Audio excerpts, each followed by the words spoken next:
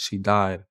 And I didn't even cry, not a single tear. So if you can expel that thought from your mind. When David, the rising pop star, broke down his dark lyrics, he brushed them off as just metaphors. But what happens when a track about killing starts looking like real life? Suddenly, the truth might be hiding in a Tesla trunk, and the game changes fast. On September 9th, 2025, Los Angeles police uncovered one of the city's most chilling scenes. At a Hollywood impound lot, workers complained about a foul stench seeping from a white Tesla Model 3. Inside the front trunk, wrapped in plastic, already decomposing, human remains. Hours later, the medical examiner confirmed the nightmare. The body was 15-year-old Celeste Rivas, missing for over a year. The Tesla registered to 20-year-old singer David Anthony Burke, known worldwide as David, whose viral hits like Romantic Homicide had pulled in over 33 million Spotify listeners. Now the superstar was suddenly tied to a homicide probe. Police launched a massive investigation. The Tesla had been abandoned in the Hollywood Hills, then towed just 2 days earlier.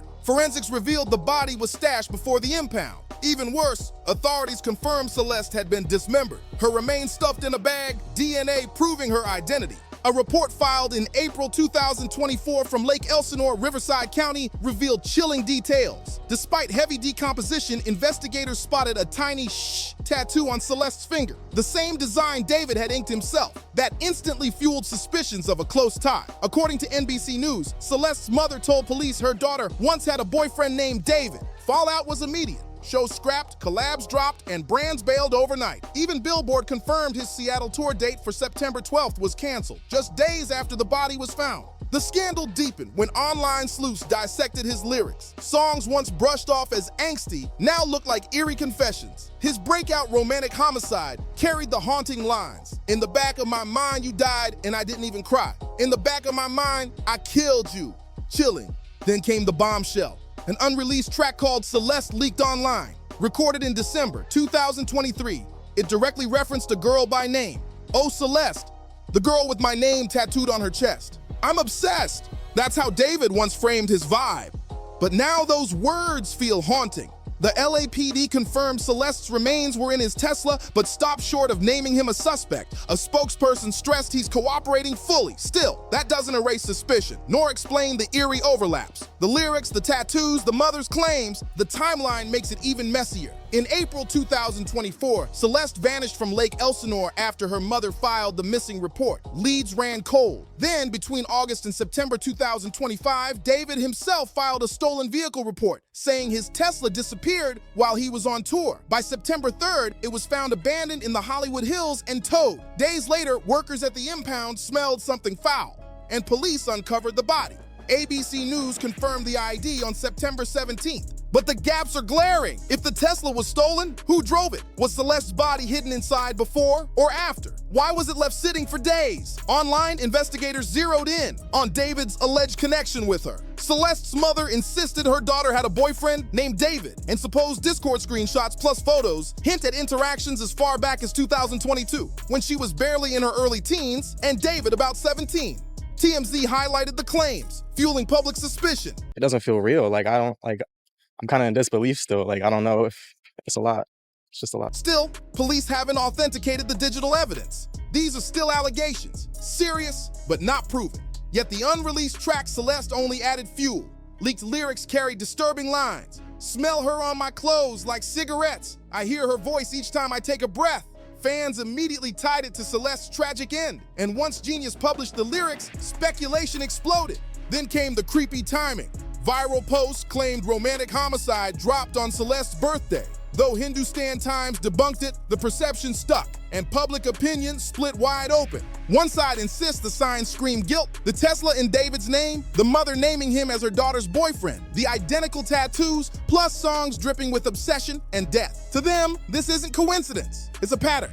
The other camp pushes back. No formal charges, his constant cooperation with detectives, and the fact he filed a stolen car report while on tour. Some even believe the body was planted in the Tesla to frame him, pointing out guilt is still speculation until police reveal undeniable forensic proof. Legal experts are already mapping out what could happen if prosecutors link David to Celeste's death. And the picture is grim. If evidence proves his involvement, charges could range from first-degree murder to sex crimes with a minor. Under California law, premeditated murder carries 25 years to life, with life without parole on the table when minors are involved. Even without charges, his career is in shambles. The NY Post reported streaming numbers plunged 40%, while deals with Crocs and Hollister were axed overnight. Online, hashtags like hashtag Justice for Celeste trend daily, and every lyric of his past work is now being dissected. Once praised as raw and artistic, his dark themes are suddenly read as chilling warnings. Meanwhile, Celeste's story has become a rallying cry for anti-exploitation advocates and families of missing teens. Outlets like ABC7 stress her identity as a victim, nearly forgotten until the grisly discovery brought her name back. That ensures her legacy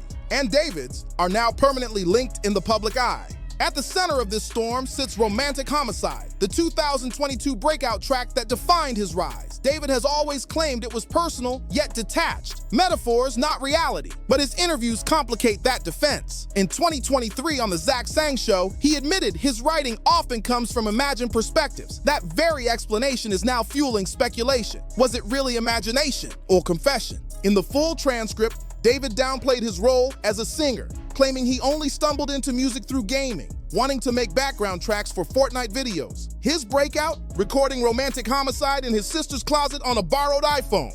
But looking back, the song's chilling chorus is hard to ignore. Fans once heard it as a breakup metaphor. Now it feels like something darker. In the interview, David tried to frame himself as just an observer, channeling stories, not confessing. Yet later he contradicted himself, admitting the song did come from an emotional place. This slip made things murky. He denied any real violence but admitted to being emotionally detached in relationships, a detachment that inspired lyrics about not caring if a partner died. To critics, that sounded less like metaphor and more like confession. The paradox only grew. On one hand, he swore Romantic Homicide was pure fiction, but on the other, he described his own numbness that eerily matched the track's core theme. That blurred line between persona and reality has haunted him ever since. So, Romantic Homicide, dark but also light at the same time, correct? Where does that come from? Because you're 17. Word. Have you been in love?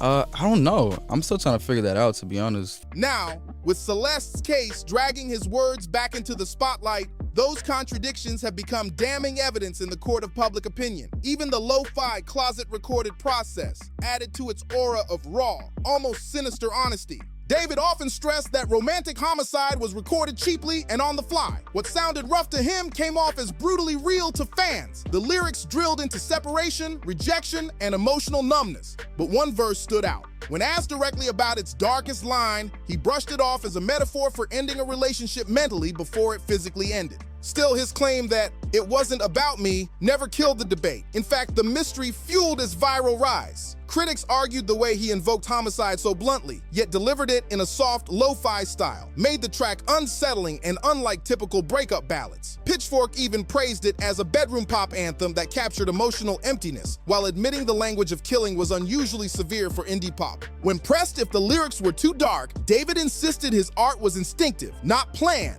calling himself a vessel for emotion, not a strategist. But that didn't stop the speculation. By late 2022, Romantic Homicide had exploded on TikTok, appearing in over 1 million videos, often paired with breakup edits and romantic montages. Fans used the lyrics as shorthand for detachment, not death, though even then, some online circles questioned if celebrating imagined death in love was crossing a line. The interview also exposed David's wider persona, someone who claimed to channel other people's emotions rather than his own. That deliberate distance only added to the blurred line between art and reality, a line now haunting him in the harshest spotlight. When pushed on the intensity of Romantic Homicide, David admitted it came from a psychological state defined by numbness and detachment. That contradiction now fuels speculation about his link to Celeste's death. Critics argue his own words paint the profile of someone capable of violence without remorse. Supporters counter it's common for young artists to process trauma or depression through music. And equating art with crime is reckless. The interview also explored his uneasy relationship with sudden fame.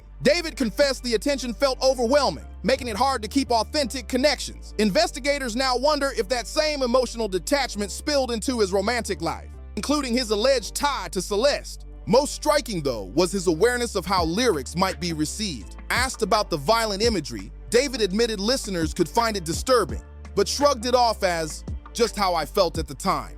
To some, that reads as naive.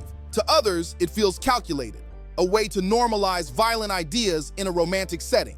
In the wake of Celeste's body being found, those words have taken on an even darker weight. Online chatter quickly reframed romantic homicide. No longer just metaphor, but a possible confession. The song became a prime example of how art gets reinterpreted after scandal. As headlines spread, clips of the track flooded TikTok and X, spliced with news of the case. Reddit sleuths and YouTube channels dug up past interviews where David wavered, sometimes denying the song was personal, other times admitting to numbness. That back and forth became the heart of viral theories. Fans even speculated the track was part of a series linked to the real Celeste, now reimagined as coded confessions.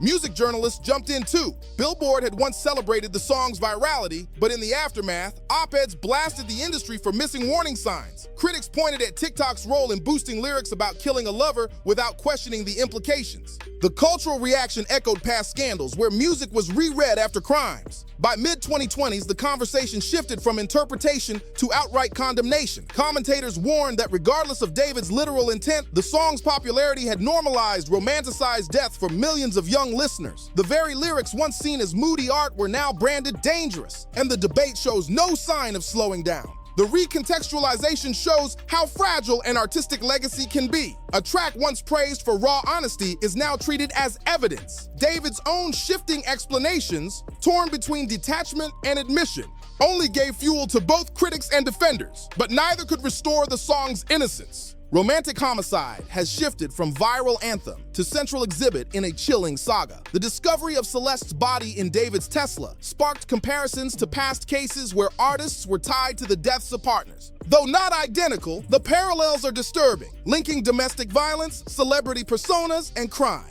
Fame amplifies the horror, especially when obsession, control, and death are already baked into the lyrics. On December 8, 2014, LAPD rushed to a 911 call of gunfire at the Palazzo East luxury apartments. Inside, they found rapper Earl Hayes, 34, and his wife, actress-dancer Stephanie Mosley, 30, both dead. Investigators confirmed Hayes shot Mosley multiple times before turning the gun on himself. Signed to Floyd Mayweather's label, Hayes had reportedly been FaceTiming Mayweather moments before the killing. During that call, Hayes accused Mosley of infidelity. Mayweather later told police he tried to calm him down, but Hayes executed her while still on the line.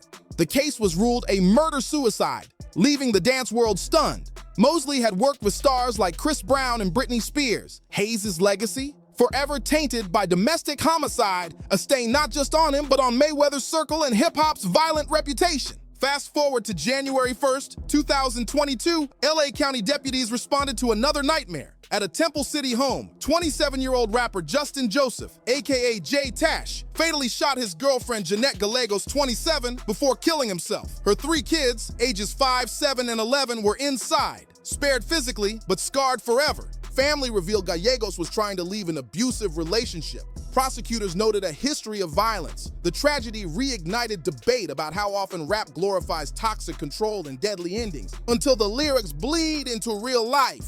Jay Stash, tied to rich forever music, flaunted wealth and bravado, but his end was defined by control and fatal violence. For many, the contrast was striking. Jeanette Gallegos, a devoted mother, silenced by a partner whose power turned deadly. Her story became a symbol of the dangers women face in relationships with men who abuse control. Then came another chilling case. Tampa rapper Billy Bennett Adams III, aka Ace NH, was acquitted in January 2023 for a 2020 double homicide. But just days later, he was arrested again, this time for murdering his pregnant girlfriend, Alana Sims. On January 30th, Sims was found shot dead beside her SUV, her 23-month-old child asleep inside. Prosecutors say Adams lured her there under the guise of celebrating his acquittal. Instead, he executed her for refusing to end the pregnancy. Both she and the unborn child died. Now Adams faces first-degree murder charges, awaiting trial. The case highlights a terrifying escalation, from dodging one violent conviction to committing an even more intimate, brutal crime.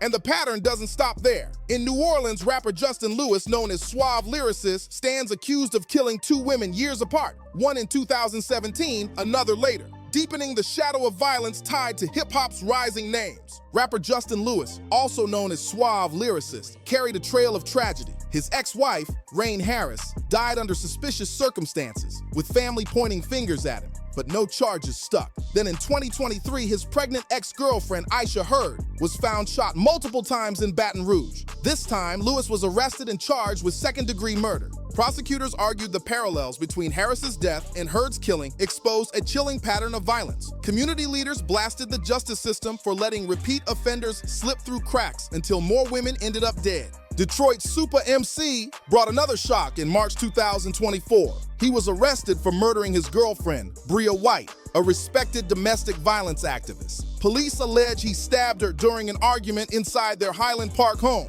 The irony was brutal. White had dedicated her life to fighting abuse, only to become its victim. Super MC turned himself in and now faces first-degree murder charges. Detroit's battle with gender-based violence shows how even outspoken advocates remain unprotected. In Los Angeles, 2019, rapper Robert Camus was indicted for the murder of his girlfriend, Amanda Custer. Neighbors reported a violent dispute, claiming they saw him force her into his Jeep. Despite searches, her body was never found, but prosecutors charged him with capital murder. Disturbingly, Camus had previously performed a rap where he bragged about killing his girlfriend and burying her body. That video resurfaced online, bolstering the case. With no body, prosecutors leaned on his violent past and lyrics as circumstantial evidence, chilling proof of art, echoing reality. Back in 2014, Cleveland DJ and rapper affiliate Andre Pugh, aka DJ Awesome, was convicted of arranging the murder of his wife, Tiffany Jackson Pugh. Prosecutors revealed he plotted to cash in on her life insurance with phone records, financial trails, and witness testimony sealing his fate. Tiffany Pugh was found shot inside the couple's home, and Andre Pugh was sentenced to life. The case underscored how greed and financial pressure